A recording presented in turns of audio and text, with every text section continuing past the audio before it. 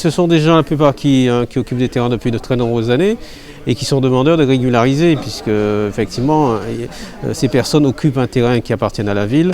Elles sont conscientes que même si elles y vivent depuis de très nombreuses années, à un moment donné, il va falloir laisser quelque chose à leurs enfants. Et parfois, ça devient compliqué après.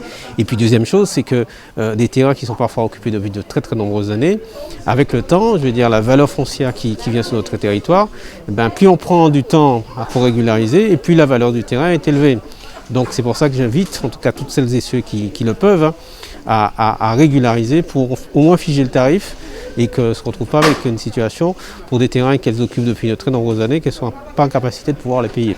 On a pris une délibération concernant la mise en place de petits déjeuners au niveau de l'école avec la caisse des écoles, une opération que menons en partenariat avec l'éducation nationale. Il y a eu une délibération concernant l'accompagnement d'une jeune étudiante qu'on accompagne pour permettre de poursuivre ses études. Et puis des ajustements budgétaires en fin d'année, comme il est courant d'en faire chaque année, quoi. Je veux dire, des virements de crédit pour finaliser, j'allais dire, les dépenses de l'année. Évidemment, 2020 a été une année relativement difficile sur le plan social et le plan économique avec la crise sanitaire.